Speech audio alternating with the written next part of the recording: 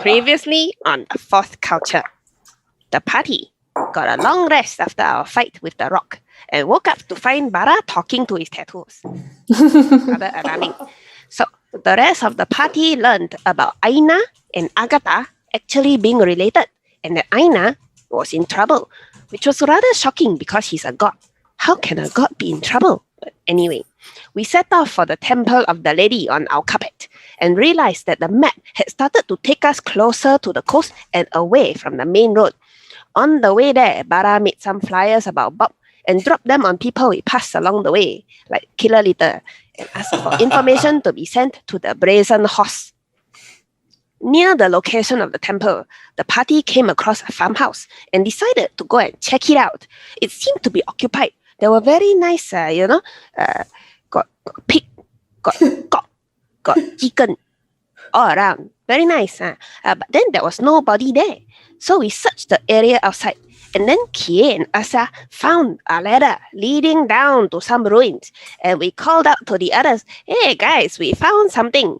Next thing you know, we started getting shot at by some jibai from don't know where. They shot and shot. And then we, and then after that, we fought back. And then Bara, very alarmingly, jibaboom, one of them.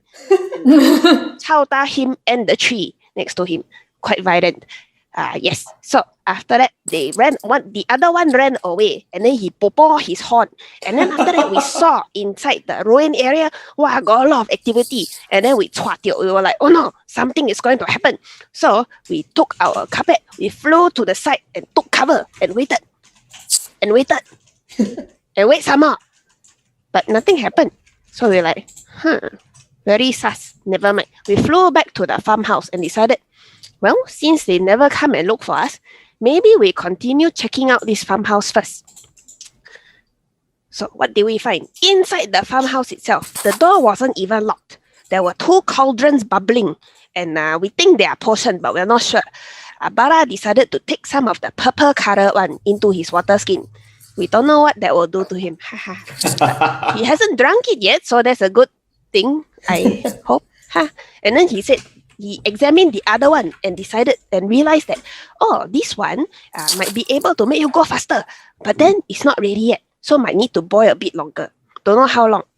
After that, he remembered, oh yeah, just now downstairs under the farmhouse, he got see 3 big chests. And then the 3 big chests got the lock on it. So in typical Bara fashion, he said, hey, let's go and investigate. And in typical Yasa fashion, I said, okay, let's do it. So we climbed downstairs and then went to check out what is inside. Bara managed to unlock all 3 chests. And one at a time, we opened them. The first one had a lot of gold coins from this place called Kaf, which is on the northern coast of the Shadow Throne. The second one, when Isa opened it, straight away, she fell asleep. Yeah, because there was some kind of magic inside. So after some doing, we realized that, oh yeah, it's on the inside of the lid, right? So we cover the lid. And then it was okay. There was no more sleeping. Yay! So after that, for the third one, when we opened it, Yasa decided to blindfold herself because she can see with blind sight after, learning to become a fighter. And so there was like a whoo, and then her hair fly, but then nothing happened. And we thought everything was okay. Oh, in the second chest, we found, what did we find? We found a very gaudy helmet with a lot of gems on it and 2 links of chain. They are very light but very strong, but it's not metal. Don't know what kind of metal.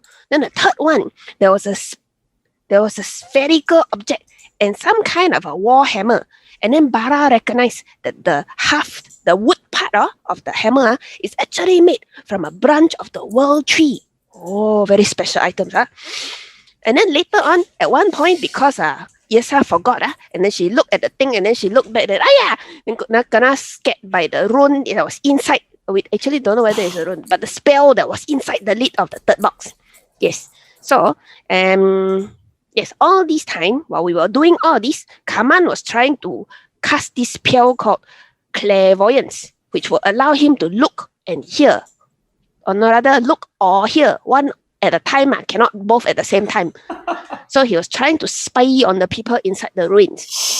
So the spell went off, and he saw that there was a bunch of dragon born inside the ruins. And then after that, he cast tongues and heard them discussing us, saying, what kind of people would go around attacking other people? Never mind that it was them who attacked us first, no? Like this is what this is called. This is 恶人先告状, do the wrong thing and then blame other people first. What is this nonsense? Anyway, so they one of them was a spellcaster at least, and then Kaman noticed that he was casting some kind of a detection spell, and he heard the sound of a lot of people moving. He saw about 13 of them in total, with one spellcaster at least. So after that, when he explained this whole thing to us, then his spell got dispelled by their spellcaster. So after that, the party was like, what should we do? And then we're thinking that maybe we can go and talk to the people in the ruins. Since they say, what kind of people never talk to other people, start attacking straight away. So we assume can talk lah. But we will see. First diplomacy, then the beating.